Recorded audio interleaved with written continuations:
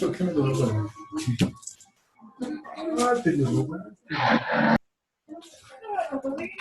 A ver, Estafán.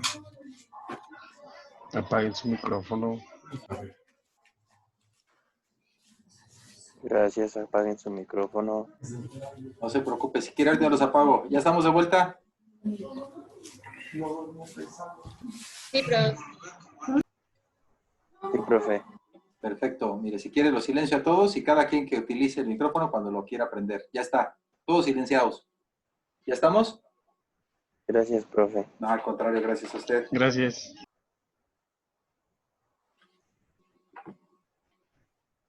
Ese es un inconveniente bien fuerte, eso de tomar clases en línea, que digo, todo el mundo tenemos cosas que hacer y siempre Sí, caray. no es fácil, no es fácil. Y lo peor de todo es que tiene uno que estar atendiendo una cosa y otra y otra y otra y otra, pero bueno. Ok, entonces continuamos. Sí, estábamos haciendo el análisis para ese sistema que estamos considerando como para el ejemplo, ¿no? De lo que sería una modelación modular. A partir de las ecuaciones que encontramos, ¿sí? Para poder resolver, pues tenemos que plantear nuestra ecuación fundamental. Teníamos que, por un lado, el balance global nos decía que F menos B menos L era igual a 0 y que para la composición de uno de los componentes era F por Z de I menos B por Y de I menos L por X de I es igual a 0. ¿Sí? De aquí vamos a despejar L y L no va a ser otra cosa más que F, ¿sí? Lo pasamos para acá, queda como positivo y nada más nos queda F menos B. Y lo sustituimos en esta expresión. Entonces, el F por Z de I menos B por Y de I menos F menos B por X de Y es igual a 0. Y también tenemos por ahí una ecuación que nos dice que Y de Y es igual a nuestra K de Y por X de Y. Vamos a sustituir también la Y de Y y entonces nos queda como F, Z de Y menos B y en lugar de Y de Y vamos a poner K de Y por X de Y menos F X de Y menos por menos me da más B X de Y es igual a 0. Si están de acuerdo. Ahora bien, vamos a despejar de aquí F por Z de I. Ponemos F, Z de I, ¿a qué va a ser igual? Bueno, pues todo esto lo vamos a pasar del otro lado y nos quedaría como B por K de I por X de I más F por X de I menos B por X de I. Ahora déjenme ver. Este es positivo, negativo, positivo, positivo, negativo, y ya está, ¿no? Ahora, si toda esta ecuación la dividimos entre F, ¿cuál se puede? ¿Sí? Déjenme ver. Ahí está. Menos lo más. Ajá. Ahí está. Y definimos que B entre F va a ser igual a nuestra fracción vaporizada.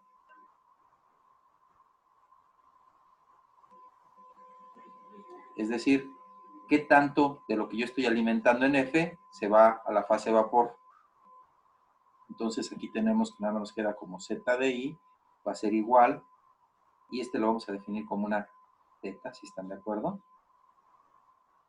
Como teta por K de I por X de I. Este nada más nos queda más X de I menos teta por X de I. ¿Sí? Que todo este término pues ya queda en función de X de Y, que es la que nos interesa despejar. Y de aquí, factorizando X de Y,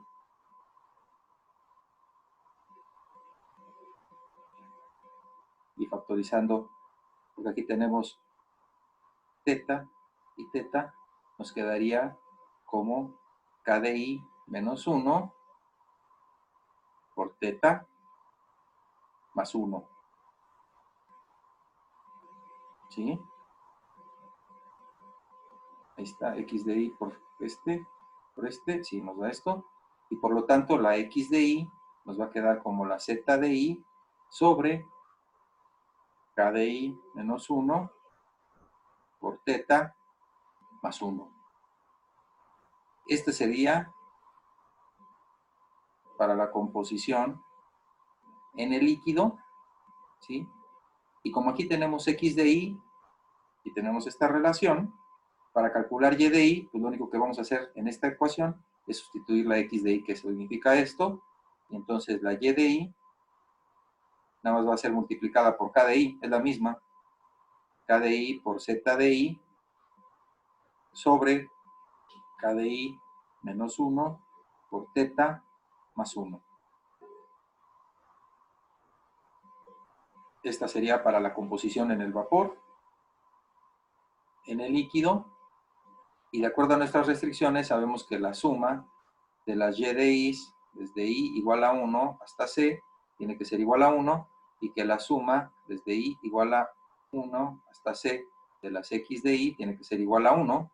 Por lo tanto, la suma de las Y de I menos la suma de las X de I tiene que ser igual a 0. ¿Sí están de acuerdo? Sí, profe. Y entonces vamos a hacer No la lo suma. borres, deja de copiar. ¿Ah?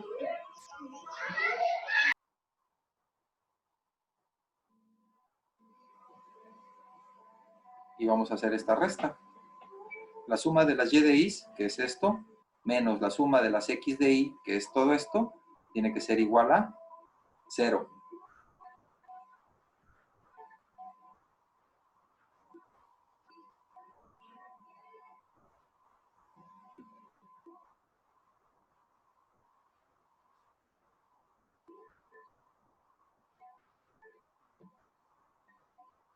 Ustedes me dicen si puedo sacar otro pizarroncillo.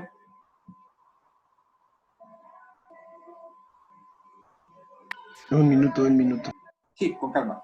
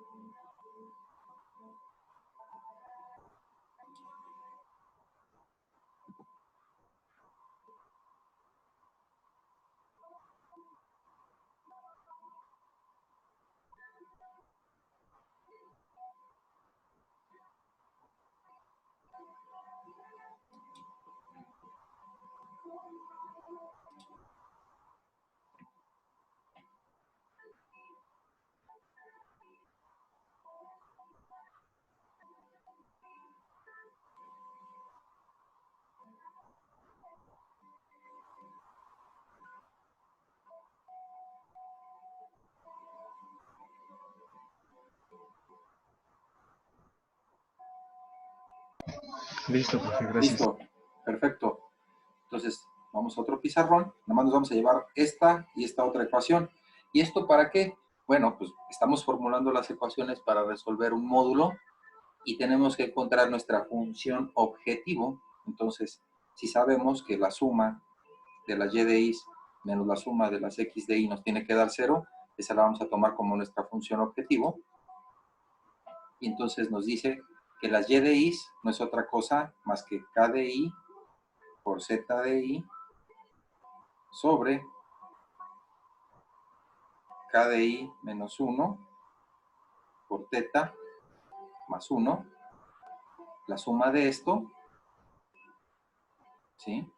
Desde I igual a 1 hasta C, menos la suma desde i igual a 1 hasta c de las zetas de i entre k de i menos 1 por teta más 1 tiene que ser igual a 0.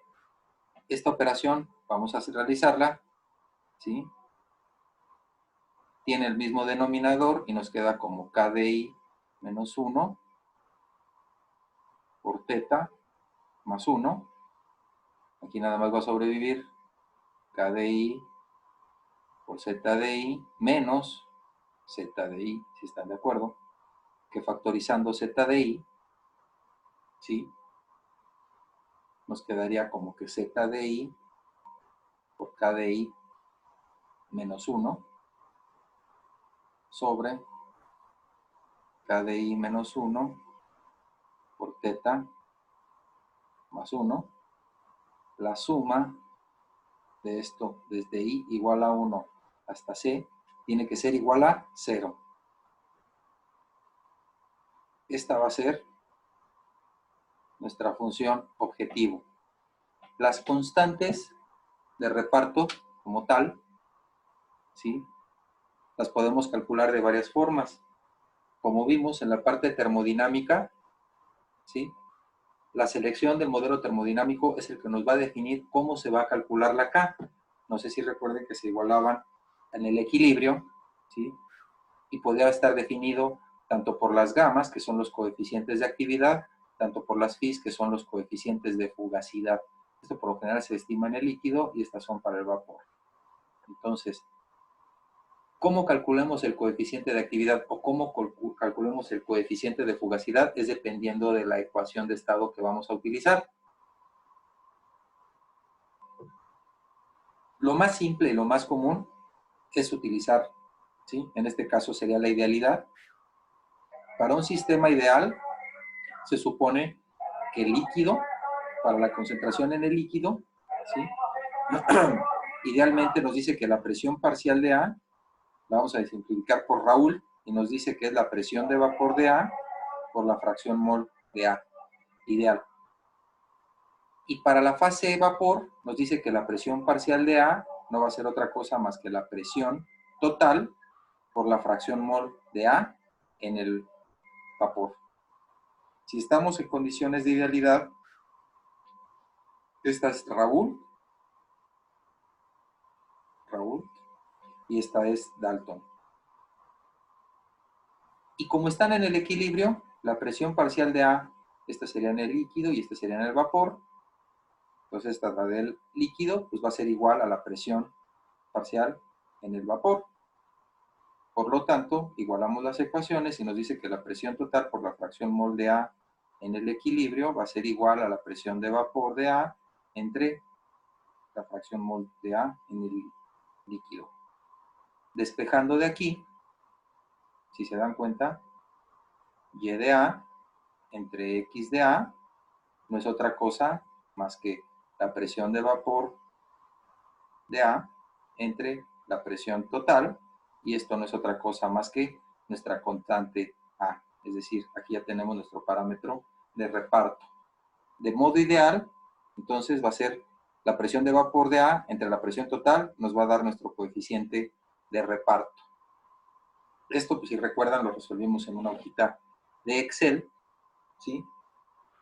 Y nuestra función objetivo es justamente igualar a 0. Cuando tenemos una ecuación que se iguala a 0, esta se puede resolver por un método iterativo, ¿sí? Que en este caso podríamos utilizar un método, por ejemplo, que sería el de Newton-Raphson, ¿sí? El método de Newton-Raphson, para poder resolver con respecto a la fracción vaporizada, ¿sí? Nos dice que el general, la fórmula general, lo que utiliza son las pendientes a partir de la derivada de la función. Y nos dice que entre más cerca esté el valor próximo que nosotros estamos aproximando, es decir, yo tengo una curva, ¿sí? Y tomo un valor aquí, Entre más cercano sea el siguiente valor que estoy tomando, más se ajusta la curva a un modelo de ecuación. Y más aún, si se toma la pendiente aquí, sabemos que la pendiente no es otra cosa más que la derivada en ese punto, y con ese se vuelve a calcular el siguiente valor, y así se va calculando cada uno de los valores para que se ajustan a la curva. Es decir, para calcular nuestra variable siguiente, que sería la x1, a partir de una x0 supuesta, porque se tiene que dar un valor inicial, va a ser nuestro valor inicial menos la función evaluada en x inicial con respecto a la derivada de la función evaluada en x inicial. Esta sería la forma que toma la ecuación para Newton-Raphson. Cuando tenemos, ¿sí? ¿Cómo sabemos que ya llegamos al resultado? ¿Sí?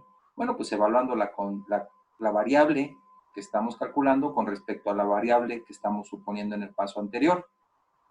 ¿Cuántos números de iteraciones podemos hacer? Pues las que sean necesarias. Esta sería para la iteración 1, tenemos que considerar la variable que estamos suponiendo. Para la iteración 2, pues vamos a utilizar la variable que nos dio con respecto al cálculo anterior.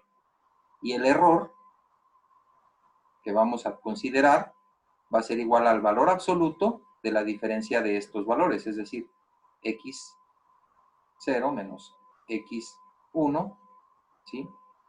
Y si lo queremos en valor porcentual, pues este por 100. Y esto nos va a dar el error porcentual. Como es un valor absoluto, no importa si yo resto x1 de x0 o de x0 de x1, porque al final de cuentas me va a dar un número positivo. ¿Sí están de acuerdo? Y para esta ecuación necesitamos las composiciones a la entrada, que es un dato que ya nos pueden dar, y nos tienen que dar, porque si no, ¿cómo vamos a saber? Es indispensable que nos den la composición a la entrada. Y por lo general nos tienen que dar dos variables, al menos presión y temperatura, ¿sí? O nos pueden dar, no sé, nos podrían dar incluso la fracción vaporizada y la temperatura, y nosotros podemos calcular la presión, o nos podrían dar la presión y la fracción vaporizada, o cualquier juego de variables nos pueden dar. Ahora bien, esto ya estamos abarcando lo que es la generación de la ecuación para un sistema que estamos suponiendo una separación, y además estamos encontrando ya nuestra función objetivo, ¿sí? Sujeta a nuestras restricciones, ¿sí? Que tienen que ser la suma, nos tienen que dar 1, y lo que nos resta es aplicar nuestro sistema. Entonces dejo de compartir este tantito y les comparto el Excel, ¿sí? Para esta mezcla en particular, bueno, vamos a suponer que estamos alimentando pentano, hexano y heptano, ¿sí? Y como les comentaba, vamos a tener que calcular la presión de vapor para calcular los KIs, ¿sí?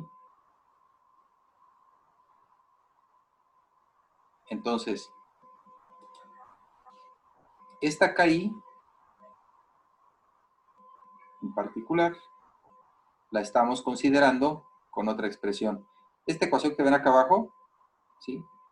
Logaritmo natural de K con todo este término, es una forma, ¿sí?, extendida, analítica, para el cálculo de las constantes a partir del nomograma de Priester. Esta ecuación se llama ecuación de McWilliams. Y con esta estoy calculando y tiene menores desviación que la ideal. Esta es un poquito más real. Pero para ahorita, para este ejemplo, vamos a calcular con respecto a lo que habíamos predicho antes. Tenemos una presión, tenemos una temperatura, ¿sí?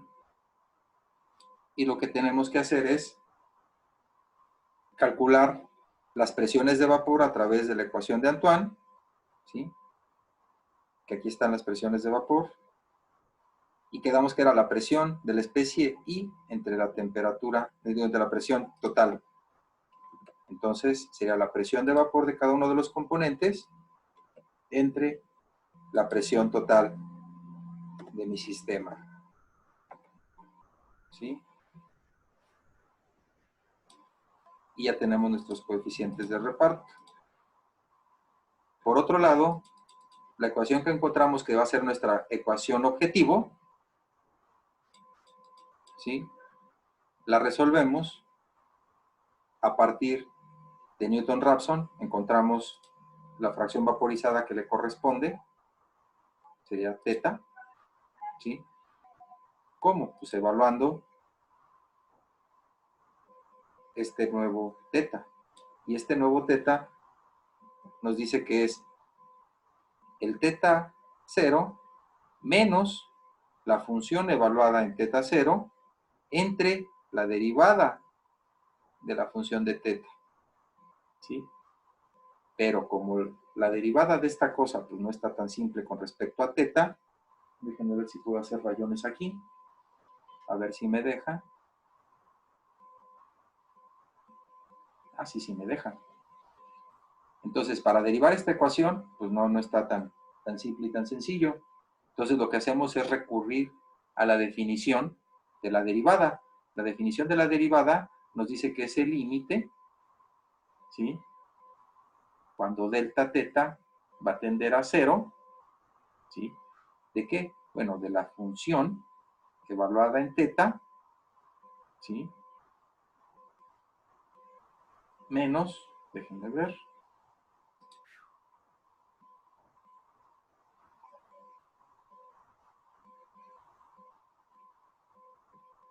ahí está, déjenme ver, así está, ahí está. Déjenme ver cómo puedo borrar esto. Ah, ya está, aquí está.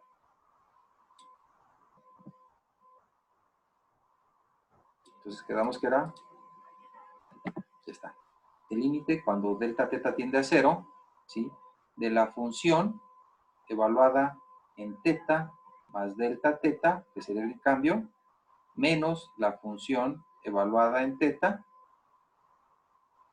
sobre delta teta. Esta es la definición de la derivada de teta. Y como tal, la aplicamos aquí.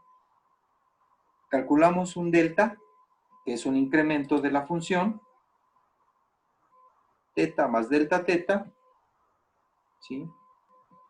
Y calculamos la función en delta delta más delta teta, que eso se puede hacer fácilmente, porque esta es la ecuación que tenemos, y calculamos la derivada. Entonces, a cada paso vamos aplicando la ecuación de Newton-Raphson y vamos calculando la nueva teta. Si se dan cuenta, en el paso 4, ¿sí? Este es el error absoluto y este es el error porcentual. En el primer paso se comete el 41%. ¿Sí? Este tipo de métodos numéricos son muy socorridos porque son reiterativos para cada iteración. Es decir, podemos programarlos en cualquier parte. Lo podemos hacer en Fortran, lo podemos hacer en MATLAB, o lo podemos hacer aquí en Excel, que es lo más común y simple. Y como cada paso es reiterativo, pues lo que tenemos es justamente el algoritmo ya implantado. Yo puedo cambiar aquí el valor inicial. Le puedo dar de 0.5, por ejemplo. O incluso le puedo dar de 0.9. ¿Sí? Entre más se aproxime, menos iteraciones va a tardar. O le puedo poner de 0.001, que sería el valor inicial, ¿sí? Con un incremento un poco más pequeño, que sería 0.0001, ¿sí? O muy grande, se lo puedo dar de 0.1, ¿sí? El chiste es que siempre me converge y me converge bien. Ya cuando f de teta, que es el numerador de esta expresión, me da 0, es porque ya no hay cambio significativo y ya nuestro error es del 0%. Puede tener errores iniciales de hasta del 44, pero es un método muy, muy noble y converge muy rápidamente. Para poder utilizar Newton-Raphson, lo inicial y lo principal es que la función esté igualada a 0. Y entonces ya podemos aplicar este algoritmo, ¿sí? En este caso, pues yo ya lo tengo aquí implementado y directamente vinculado con la respuesta de Newton-Raphson. De otra forma tendría que haber usado el solver o cualquier otro proceso. Pero aquí, al yo variar la temperatura, ya todo está vinculado. Por ejemplo, le subo o le bajamos a 70 grados centígrados y automáticamente me actualiza mi fracción vaporizada y me dice que la suma de las fracciones molares, tanto en el líquido como en el gas, es de 0. O le cambio la presión, le aumento la presión de 760 a 790, y automáticamente se actualiza. 800, ahí sí ya no me dio, porque le subí la temperatura a 800 grados. Una fracción vaporizada de esta magnitud pues no tiene sentido, es decir, ya todo está en el vapor. Y aquí se ve, las fracciones molares en el líquido ya son muy pequeñas y ya obtenemos valores negativos en el líquido, ¿sí? Entonces no tiene sentido. Aquí tendría que ser 800 de presión y una temperatura de 80, por ejemplo. Y aún así, todavía no. Entonces tendré que bajar a 77 y ahí está, ya tenemos una fracción decente. Entonces, como método numérico para encontrar la solución de ecuaciones, pues el Newton-Raphson es muy bueno. Ahorita vamos a ver otro método numérico. Entre los mejores es este. El otro es el de Runge-Kutta, aunque también involucra un poquito más de cálculos, ¿sí? Y vamos a ver el de la sección dorada, si están de acuerdo. ¿Hasta aquí alguna duda, compañeros?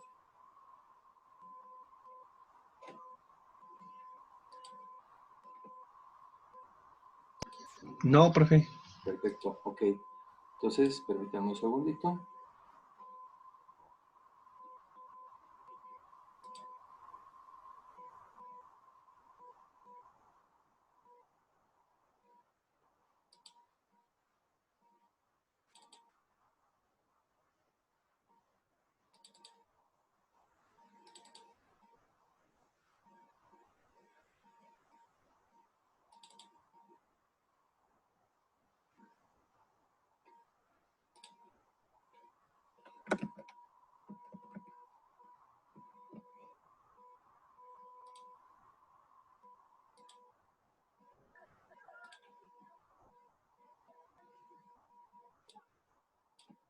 Entonces, para la optimización, para la búsqueda en una sola dimensión, es decir, con una sola variable,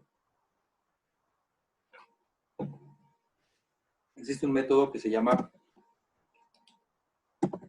el método de la sección dorada. Entonces, dice aquí que algunos métodos numéricos de búsqueda de óptimos de una función en varias variables, pues se basan justamente en métodos de búsqueda de óptimos en una variable desde el principio.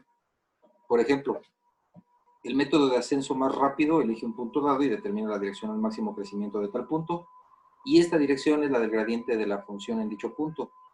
Así, y partiendo del punto, siguiendo la dirección, avanza para localizar el óptimo en dicha dirección. Entonces aquí dice que avanzando en una línea recta, tomando en cuenta solo la evaluación de la función para determinar el punto en la línea con la mayor evaluación. Una vez alcanzado este punto, se determina la dirección del máximo crecimiento en tal punto y se repite el proceso de búsqueda. Para su valor práctico, los métodos de búsqueda en una dimensión dice que son dignos de revisarse y los vamos a ver. Entonces, previo a revisar los métodos, es importante saber si el óptimo que buscamos existe y que no habrá más de uno. Una función que efectivamente tiene un solo óptimo recibe el nombre espacial, un nombre especial. Dice ahí que es unimodal. Para empezar, la definición, ¿sí? Una función es unimodal si y solo si tiene un óptimo relativo o absoluto. En caso de que tenga varios óptimos, se dice multimodal. Nos quedan 10 minutitos. Ajá. Una función unimodal es la que observa esta tendencia, y una multimodal, si se dan cuenta, es que aquí tiene un máximo, acá tiene un mínimo y acá tiene otro máximo. Es decir, es multimodal, mientras que esta solamente presenta uno y solo un máximo. Entonces, para el método de la sección dorada, ¿sí? La estrategia de este método se basa justamente en, primero, 3 puntos iniciales.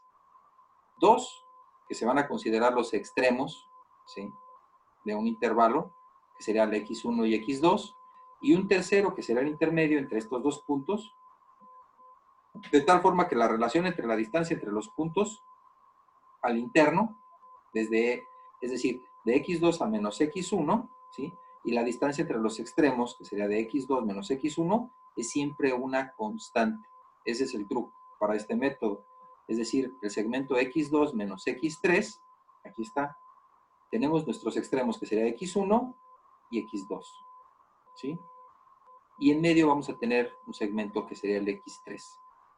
El segmento que tenga desde x2 menos x3, es decir, este segmento, entre el segmento de x2 a x1, que es todo esto, siempre va a representar una constante que va a ser 0.618, ¿sí? Ahora, hay que notar que el punto x3 justamente divide el segmento de x1 a x2, ¿sí?, en dos partes, no hay partes iguales. La parte de x1 a x3, es decir, este segmento, es más pequeño que la parte de x3 a x2. Y el segmento x3 x2 es el 61.8% del segmento desde x1 hasta x2. Y el segmento x1 a x3, es decir, este otro segmento, nada más tiene 38.19%. Y se le llama método de la sección dorada porque justamente el número áureo, que se decía en la antigüedad, es este, ¿no? Es el 1.618, es una relación. Entonces, el método itera generando un siguiente punto x4 entre x3 y x2, la parte más amplia, de manera que se cumpla que el segmento x4 menos x1 sea igual a t con respecto al segmento x2 entre x1. Entonces, las fórmulas convenientes para el cálculo de x3 y x4 son, despejando de aquí x4, fíjense cómo queda, 1 menos t, donde t, ¿sí?, es 0.618, ¿sí?, por x1 más 0.618 por x2. Es lo que estamos haciendo aquí, segmentar. 1 menos 618 es el 38.9 y este es el 618 y van a formar este segmento completo. Y x3 es este incremento t por x1 más 1 menos t por x2. Y la razón es porque en estas fórmulas no se requiere ni de x1 que sea mayor a x2 o inverso. Simplemente nos da esta relación si se dan cuenta. Entonces ya tenemos nuestro segmento x3 y x4. Ahora, vemos que las razones se cumplen, ¿sí? Si se dan cuenta, el segmento x4 menos x1, que es este, x4 menos x1, con respecto a x2 menos x1, o sea, este segmento, entre todo este segmento, ¿sí?, me va a representar esto, que es el 6.18, ¿sí? Sustituimos el valor de x4, ¿sí?, y lo ponemos en estos términos, y al final nos queda tau. El segmento x2 menos x3 entre x2 menos x1, x2 menos x3 entre todo esto, como vemos, otra vez nos representa el número áureo que es 6.18, ¿sí? x3 menos x1, x3 menos x1, entre x4 menos x1, entre este otro segmento, me va a representar una vez más tau. ¿Ya ven cómo están equidistantes estos puntos? ¿Sí? Este y este conservan una relación de este para acá y de este para acá. Y no es necesario que x2 sea mayor a x1 o el inverso. Entonces, ¿de qué se trata? Aquí está la recta, y aquí es como se ve desde x1 hasta x2, y estos son los intervalos, ¿sí? Este de aquí es I1, este es el total, ¿sí? Y estos son nuestros dos puntos que ubicamos. Por lo tanto, el incremento I3, ¿sí? Este es I5, I3 es todo esto, entre I1, esta parte entre todo esto, es exactamente igual al I4, que es todo este extremo, entre I1, pues sí, porque están equidistantes, y esto es igual al I2, que es esta partecita de aquí, entre I4, que es todo esto, o es igual al I5, que es este pedacito, con respecto al I3, que es todo esto. Y todo es igual a 0.6180. 1 en T nos representaría el I2, que es esta parte, entre I1, que es lo mismo que I5, con respecto al I1, este y este están equidistantes a los extremos, I6 entre I4 es I6, es este pedacito, entre I4, que es todo esto, y por lo tanto I6 entre I3, este es lo mismo y este es lo mismo, nos va a dar el 6, el 3, el punto 3819. ¿Sí? Ahora, dependiendo de la función a maximizar el algoritmo, se escogen 3 puntos de los 4 disponibles, de manera que la situación se repite en las proporciones de intervalos, y en general, si el intervalo I es la longitud del intervalo en la iteración I, se cumple que este, que es el intervalo n, va a ser igual a tau, a la n-1 por I1. Por lo tanto, conociendo el intervalo inicial I1 que vamos a tomar, y sabiendo a qué precisión se desea estimar el punto IN, es fácil estimar el total de iteraciones requeridas para que este método se aproxime al valor requerido. Entonces, despejando de aquí la n, ¿sí? Nos va a quedar como 1 más el intervalo n, ordenar a n, menos el logaritmo de este entre el logaritmo de este. Y se puede aproximar y se puede saber qué número de iteraciones vamos a tener, de acuerdo a la precisión que nosotros necesitemos. Entonces, el método de la sección dorada requiere de la ubicación de los 3 primeros puntos, x1, x2 y x3, como se describió anteriormente. Cuando el método se aplica a la determinación de ese máximo en la función, los puntos deben de satisfacer que la función en f de x1, que es esta, debe de ser menor a la función de x3 para que sea un sistema creciente, y f de x3 tiene que ser mayor o igual a f de x2. ¿Para qué? Pues para que se sepa, pues, que aquí está creciendo, y nuestro máximo sí se ubica en ese intervalo. Es decir, la función sube y cae. Al procedimiento para encontrar tales puntos recibe el nombre de ubicación del intervalo de trabajo o rango. Entonces, la estrategia inicia a partir del punto x1, nos queda menos de un minuto, y teniendo en un incremento x, se genera el siguiente punto. Entonces, planteamos nuestro punto x3, ya lo tenemos, y el siguiente punto va a ser xy más un incremento s. ¿Sí? Se evalúan f de x1, que tiene que ser mayor a f de x3, o igual. Si esto ocurre, pues habrá que buscar hacia atrás, cambiando o intercambiando los puntos y el signo de incremento.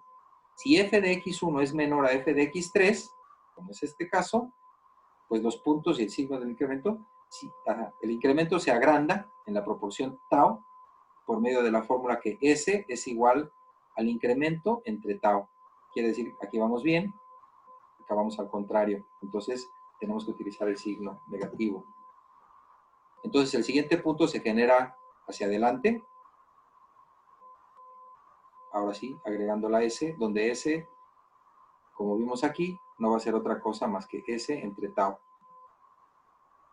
Si f de x3 es mayor a f de x2, ¿sí? Entonces el procedimiento se repite tomando x1 igual a x3